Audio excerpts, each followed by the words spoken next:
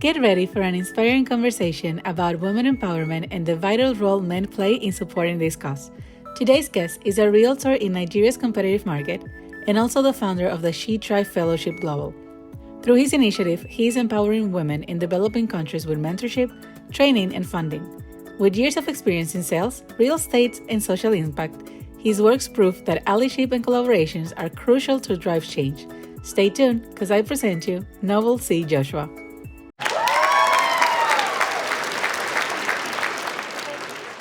Yeah, hello. I am doing well. Thank you so much for having me on the Wine After Five podcast. I really want to say I love how you had to introduce me and you're good with introduction. Yeah, I'm happy being here. Thank you. Thank you for that. I did my job and my homework and this from the She Thrive Fellowship and community because I want to make sure that we bring to the table the true values and the authentic novel so you can help us inspire every single person watching the podcast today. Today, we're going to have 7 questions to Novel Joshua.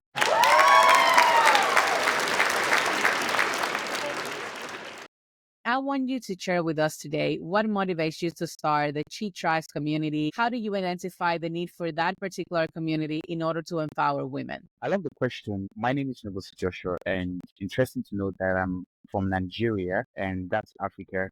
And one of the things I observed that is kind of dominant in this strata of society where I find myself is the fact of underrepresentation of women in key decision making sectors of the economy. Women are underrepresented. And when you have a woman who is finally in the place of decision, she is not actually given the full potential to be herself and to represent the millions of women out there who needs their voices to be heard. Now, one of the things I believe that would bring about the much needed change when it comes to gender equality, I believe, is not just leaving the whole fight for women. Yes, women's voices matter, but until there is a conscious effort from men intentionally to see that women are not just given a place in society, but also given that freedom to be able to express themselves when it comes to leadership the way they best seem fit. So the She Tribe is born out of the vision not to compete against men, but to provide women with a platform to have their voices heard, for a platform for women to have their aspirations, to have their desires, to have their dreams find expression. Now, one of the drive force for me, accepting of the sheep tribes is personal for me, right? I do share the story each time I have the opportunity to talk about the sheep tribes. One of the core reasons for the sheep tribes is actually my mom. Why do I say that? Her upbringing and where she came from and where she is currently today, I can see that for sure. That if women are given that opportunity to lead, that opportunity to embrace education, if education can be in the hands of most women in Africa, I want to tell you my experience. If women can be given just education, just empower a woman, give her education. Education is enough for her. Now, if you can give women education, I want to tell you that the world is going to be a better place based on the things I've been able to see from where I come from. I can tell you that education is such a powerful tool for women, to find their voices, for their voices to find expressions. These are part of the things that drove the vision behind the She Thrives Fellowship Global, to provide women a platform for themselves to thrive, to be themselves, to thrive in whatsoever given aspiration, whatsoever given field of discipline they find themselves. Thank you for your answer, Novel. And as you mentioned, you are a leader fostering social change on a community like Nigeria, but also you're willing to extend this to Africa and the rest of the world. I was one of the guests that you had to impart one of the courses where this group of women. And I wonder, because from the women perspective, it is easy to understand the challenges that we need to face on a daily basis. But from the male perspective, what challenges have you faced in uniting women from different cultures, different backgrounds, and how have you navigate these differences to build a global movement like the Chi Tribe Fellowship Global? Wow. Uh, that's a big question because you said, hey, I've heard this over time, and I want to be honest and as authentic as possible. That's one of the core behind Wine After Five podcast. Now, this is it. I've had questions from my fellow men, and the question is noble. Of all ventures for you to get into, why are you defending the cause of women? Why not the boy child? For goodness sake, what is wrong with you? Like, what are you thinking? Like, we have a lot of young men out there who needs help, who needs mentorship.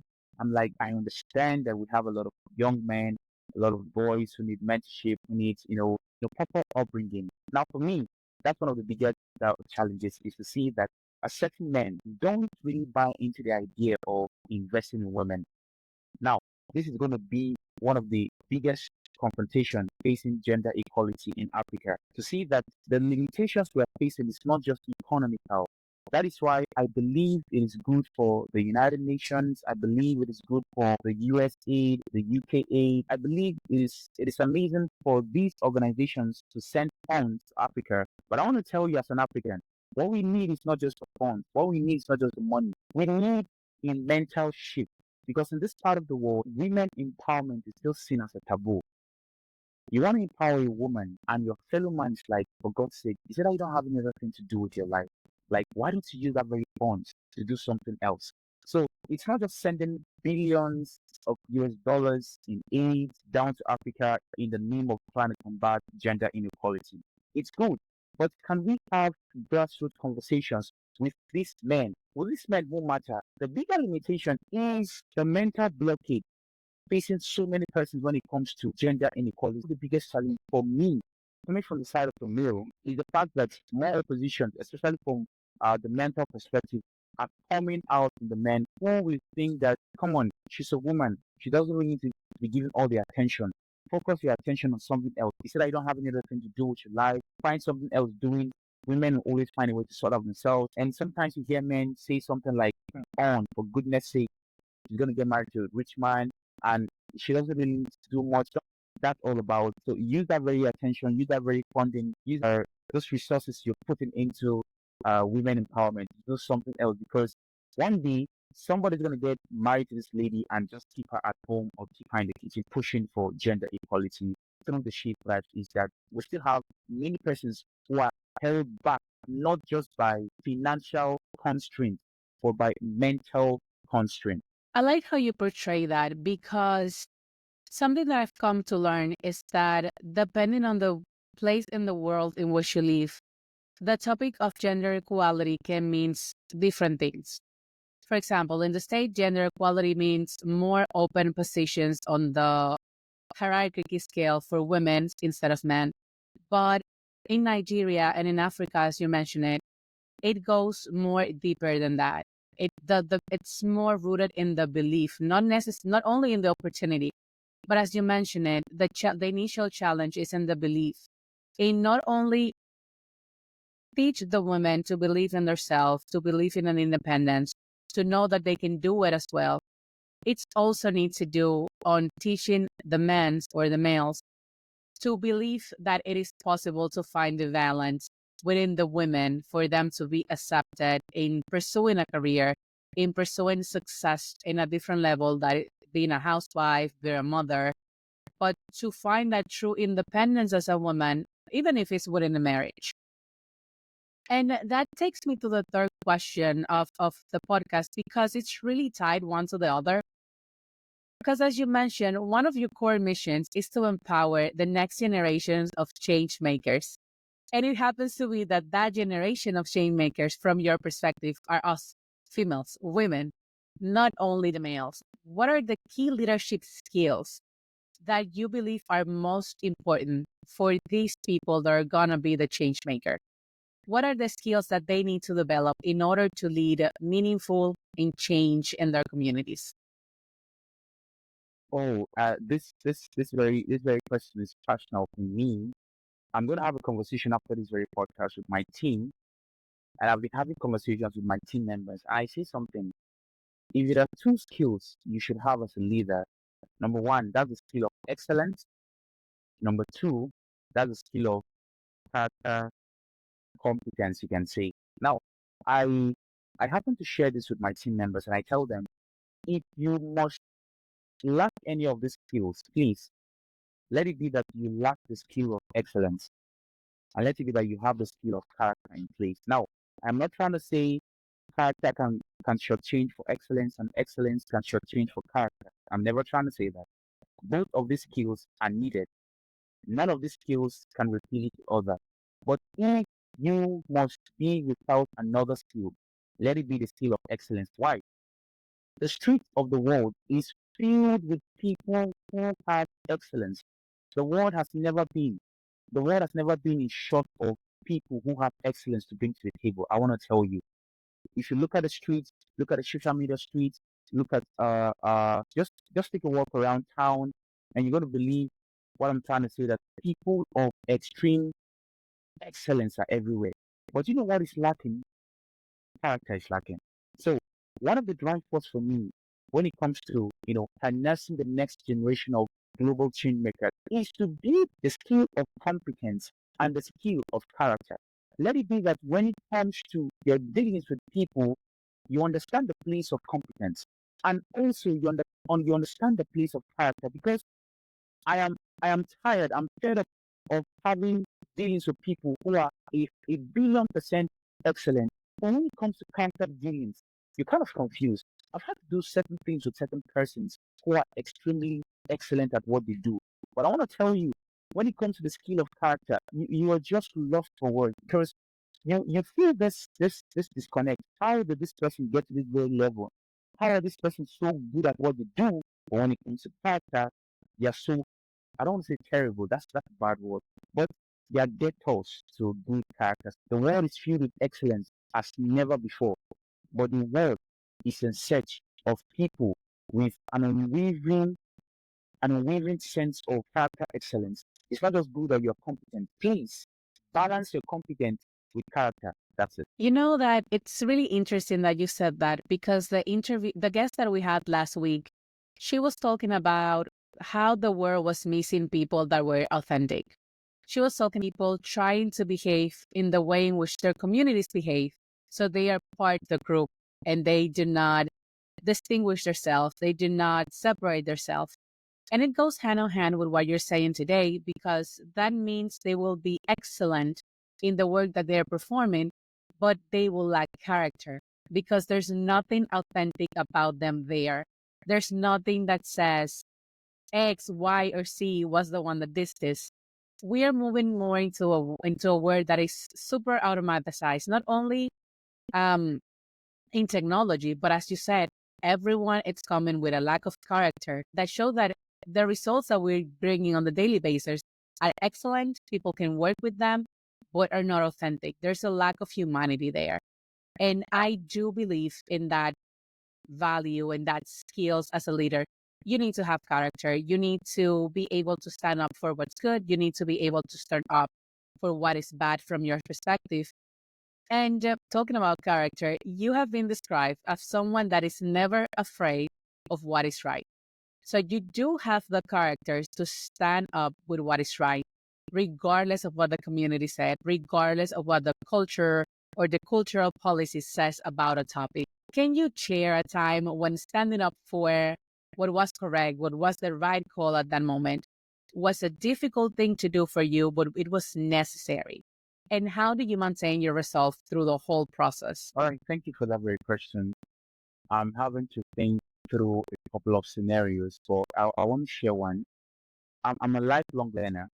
Yeah, I'm a student for life. So at every juncture, at every given interception, I am making conscious decision to see that I learn new things. I need to learn how to unlearn what is no longer working. I need to learn how to relearn what I thought I knew that I never knew. So that's the mindset. So one of the instances that saw me having to stand up for what was right, and it was a bit tough, right? So I had this conversation with my team. We had a guest from the UK. So I had a conversation with my team members. I told them the guest we're having tonight is not a Nigerian. And I'm not trying to say Nigerians condone African timing, but I wanted to really emphasize that this is not Nigerian, for goodness sake. So anything we're going to do, we have to be at our A game. So I had to really emphasis on that. And okay, the whole chorus was, all right, we'll tell you. All right. Okay. So one thing led to another, that led to another, that led to another. Like it was way back then. My team members are amazing. And if there's something I must comment about them is the fact that the reality that they've been able to build this adaptability to change cultures, especially when it comes to timing. Now, way back then, I noticed there was this difference, this lack when it comes to keeping the time. So after we had the conversation, the agreement that so and so speaker is going to be coming from the UK to speak from this time to this very time. Now I can tell you that 15 minutes past the time, we were nowhere to be found. Like 15 minutes past the time, I was like, for goodness sake, where are my team members? And it was from one excuse to another excuse. Now, one of the things that really touched me was this speaker from the UK kept quiet. When it was 30 minutes of waiting, she just sent me a text and she said she cannot be part of this very program again. She's sincerely sorry. I thought about 1,000,001 excuses to give, and she said it's over. I made up my mind I was going to be here 2 weeks ago. I told my contact. I had to arrange a couple of things, but I came here, so on. You know what? I had to sit down with my team members and I said something. If we are going to go far, if we are going to go global, and I was not smiling saying this. So that is when it was a bit difficult for me to be so blunt with my team members because I believe in empathy, but please, empathy should not condone negligence. Empathy should not condone inconsistency.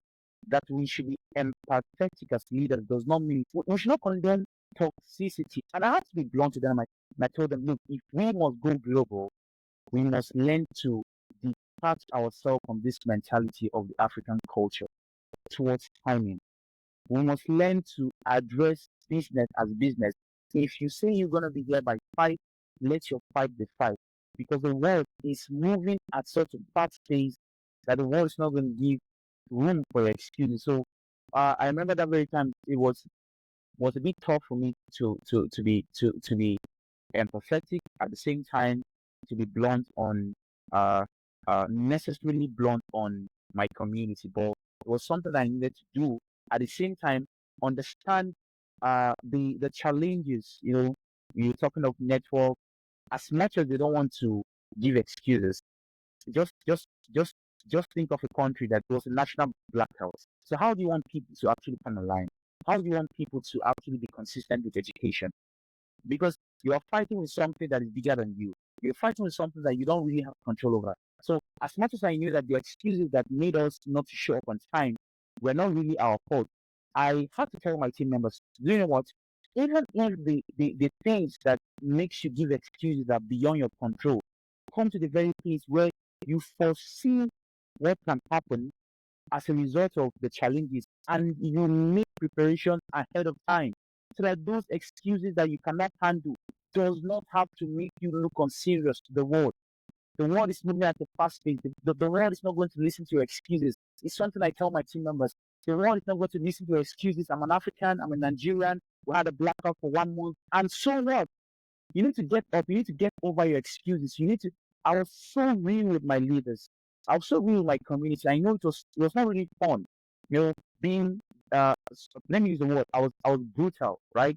But brutally right, brutally empathetic. I need to tell them as much as I know that we have excuses that we are battling as citizens of this great country, right? Don't let your excuses don't reveal your excuses to the world. Don't come to the global stage and tell the world, "Oh, I'm sorry, I had a blackout." Nobody cares to know where you can be coming from Venezuela, you can be coming from Nigeria, you can be coming from um uh you just name it, you can be coming from the most remote part of this earth. But once you come to the global platform, nobody cares to know about your excuses. So for me, being real with these leaders was a tough one, but I needed to tell them that if we must go global, we need to do away with our excuses. And I'm glad to tell you that this is one significant change I've seen amongst my community members. So that is something that was so tough for me to do, but it was the right thing to do. Was that make these leaders understand as much as you have excuses, don't let your excuses define you. Because if you don't know when to hold up a straight face with your team members, then honestly, uh, you would find it difficult to be a balanced leader. So based on that very question, this is the answer I have to give. I hope it's convincing enough. Yeah, definitely. And it gives me one of the better lessons of the episode this far. And it's the fact that do not allow your excuses to make you negligent. Do not let the world see your excuses because it's, as you said, I'm coming from the Dominican Republic. That's the reason why I understand the concept of African time because we do have the Dominican time. If you tell a Dominican, like, we have a meeting at 5 p.m., rest assured that everyone will be arriving at 5:15, 5:20, 5:30. And it is something that, just like you, I need to learn how to overcome as a leader. Because it is true, if you allow that to happen, if as the leader, as the people that others are willing to follow, you accept that type of slips off, that type of negligence, eventually you will be part of the problem and not part of the solution. Because people will start thinking, if Noble allow that, if Noble let me get here 5 minutes late, 10 minutes late, there's no problem. Today's 5 minutes because of a valid excuse. Tomorrow is going to be 15 minutes because you just didn't want to make it on time. The next day is going to be 30 minutes because you did not leave your house on time. And it's what you said. It's when you are ready to go global, when as a leader, you're ready to become visible for others want to see, not only within your community, but globally, you need to start showing responsibility. You need to stop engaging in excuses and you need to start dealing with those excuses. And as you said, one time complex failure can happen in which you cannot prevent a situation from happening, but you need to learn from that situation. You're shooting yourself in the foot, as they say here in the States, because you're not preparing, you're not learning from your mistakes, and you're allowing negligence to be part of your core values. Because core values can be positive and could be negative. So shifting a little bit gears here, the She Thrives community promotes leadership and it promotes strategies that inspire and uplift women globally. What are some of the most effective leadership strategies that you have seen in action within the community? What is that moment that you have been like an aha moment with one of the women that belongs to the She Thrive fellowship? Wow. I have a couple of them, but I want to share this one is dear to my heart. So we had a call for volunteers some time ago. We needed new volunteers to come into the workforce of the She Tribe. So we created I think it was a Google form and linked it to Telegram. Then we pushed out, you know, content, Facebook, WhatsApp, Instagram, I think LinkedIn. Now, a couple of leaders showed interest. Much from the women's side, women believe that they can learn through processes. That's something I like about them. So this lady indicated interest. Back then, I was in the process of having to interview interested volunteers. So I reached out to this very lady and I asked her, why do you want to be part of the She Tribes? I think she gave me some amazing reasons. So I said, okay, I love your reasons. That's amazing. Okay, what can you do at the moment? That was the question I asked her. And she told me, okay, no, currently I don't know. I don't have anything I can do. That's what she told me. I'm like, you don't do content? No, she's not a content writer. Are you a social media manager? No, I'm not a social media manager. She just told me, honestly, that she doesn't have anything she's been doing. But this was what she said. She's willing to learn. I love that statement. That response till date is one of the most profound responses I've ever had. So within the space of 6 months, this lady went on to become one of the significant till date. Her name is Leader Tabitha. She just convocated from college, I think from university, 3 weeks ago as a graduate finally. Now, this lady from nothing rose to something. You could see, like when it comes to important decision making processes in the She Tribe, she's part of them. The way she grew from nothing to significance is still a surprise for me. The way she grew from that state of not knowing what to do, not being a content writer, not being a social media man, she was just plain. But I tell you today, she's the assistant lead program director, assistant programs director for the She Tribes. That is when it comes to programs, leave it for her. She knows what to do. She knows how to coordinate things in my absence.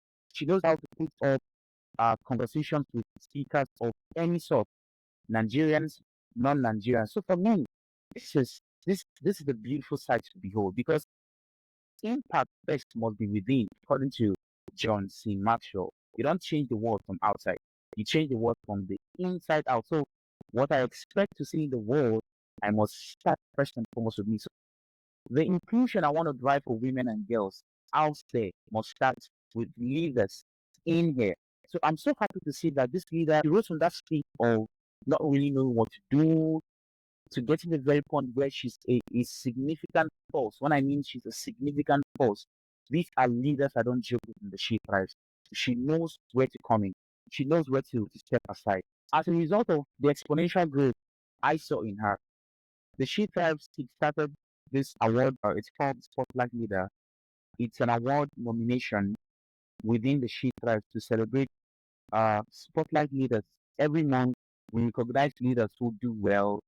We enroll them on scholarships. We support them with some stipends of data, stipends of a couple of things actually.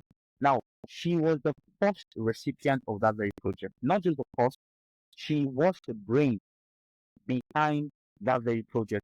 Each moment I have conversations with her, I tell her I value you so much because in you, I saw the reality and the possibility that anybody can do great things from small places. Anybody can rise to significance from anywhere, so long as we have the openness to learn, the willingness to put in the work until change happens. Anytime I look at these leaders in the community, I am so happy to see that every day, not just within the She Thrives, even their day-to-day activities, being able to inculcate, adapt these core values of the She Thrives in their personal lives.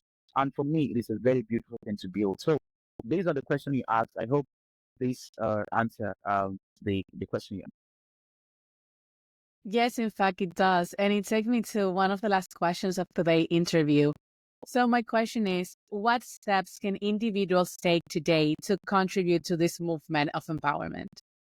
most of these founders in Africa, non-for-profit founders, you know, we are mostly driven by passion. Passion is good, but passion is not sustainable. And most non-for-profit founders in Africa are driven by passion. But I want to tell you that along the line, as you make progress, first month, first year, you begin to encounter challenges that makes you want to dwindle down into depression, dwindle down into giving up or disappointment. So I believe one of the ways uh, persons can contribute to the She Thrive is to see that you support with structural innovation, structural systems that you believe could build the She Thrive to going to become that global community it wants to become for women. So you have ideas on how to build structures, how to build organizations to last, especially organizations that can outlive you. Please bring it. Yes, fundings are good, but what's the need funding organizations that don't have structures? It doesn't make sense. What we need sending billions of dollars to Africa to support project, but when the brains behind the project don't know how to build structures, when the founders, when the whoever is behind that very vision does not really know how to build structures and systems. I've not been to Harvard, but I trust one of these days I'm going to get there. Harvard University is over 100 years. Okay, I think it's over 60 years. I think Harvard is more than 60 years. Now, for Harvard to have stayed more than 7 decades, it is a result of structures. It's a result of systems. So I believe one of the ways non-for-profit startups in Africa, like the Sheep Lab, can be supported is for persons who have gone ahead to come in with strategies on how to build organizational structures, organizational systems to outlive the present generation. One of the things I've been engaged in with my team right from last year, every 3 times in a year, we visit secondary schools to talk to girls, female students about a whole lot of things. And I want to tell you, for every one of those projects, they cost a fortune, and I have to do it. We have to. In fact, currently the She Thrives does not. I don't think we've had any grants from any organizations. So anything we do as leaders in the She tribe. It is coming from our personal savings. It is coming from my own savings from my place of work. It is coming from just our personal savings and those who work amongst us. So funding is one of the things. Funding is one of the things I believe can go a long way in supporting start-up non-for-profit organizations like the She Tribe. So number one, you have ideas on how to help, non-for-profit startups in Africa build organizational strategies and systems. Please come in with it. Number two, funding. I think funding does not really need any deeper explanation. Thank you. Thank you so much for providing us with that answer. For everyone today that is watching, we will be leaving the links to find the Chi Tribe community, to find Noble, Joshua, and to find some of the top heads of your organizations that you want us to share the information with. All of those links will be in the description of this video.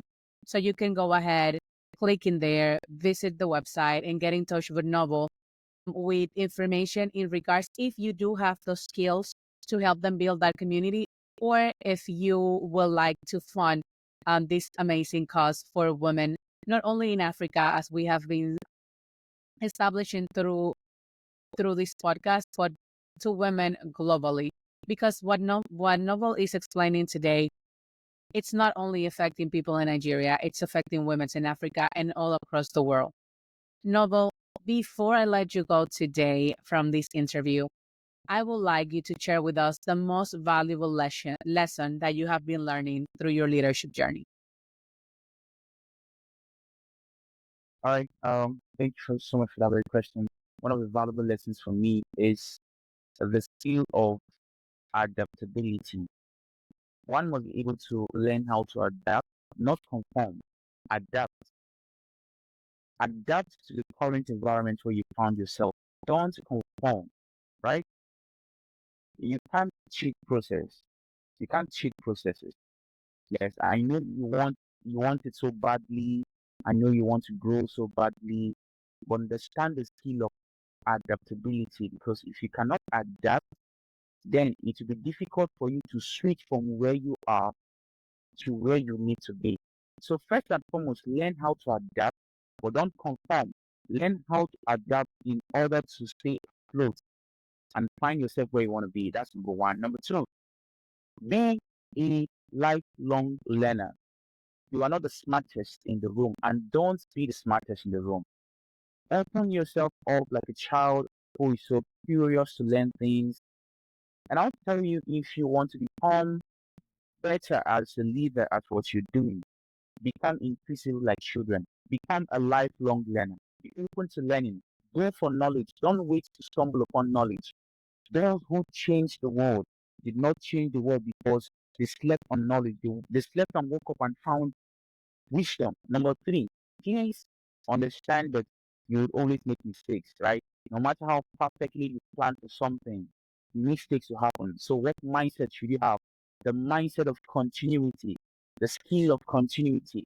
Even after you're done planning, even after you've given your best in the planning process, if things are working, continue. If things are not working the way you want, withdraw, learn what is not working, continue. By all means, make sure you're moving forward. So three skills. Number one, the skill of adaptability, because you will not always find yourself where you want to be at the moment. So learn how to adapt, don't conform, adapt to switch. Number two is what become a lifelong learner. Become increasingly intentional about learning things. Please be intentional. Number three, learn the skill of continuity. If you're winning, don't see it as a call to relax. By all means, keep moving forward. Well, thank you very much for your participation today in One After Five. Thank you for sharing your leadership journey and this amazing dream that you have with the Tree Tribe community. We are here to support you. We are here to keep engaging with you. For every single person that is watching or is listening, again, do not hesitate to visit the links that we will be attaching in the description of this video, and to learn more about the She Tribe community and the amazing job that Noble Joshua and his team are doing in Africa. With that said, I'll raise my glass today And I will celebrate your life, and I will celebrate your journey, and I'll celebrate everything that is good that you're bringing to this world today, Noble, as well as I will celebrate every single one of the journey of the people that are watching and listening to us today. Because as a leader, only us know the sacrifices that it has taken us to get here, and only us know what we're willing to keep learning in order to move forward. If you like this video, do not forget to go ahead and watch our guest playlist. There you will be able to see every single interview that we've done in the channel. Or if you want to know more about me, go ahead and watch the video about 10 things about my leadership journey. I see you in any of them.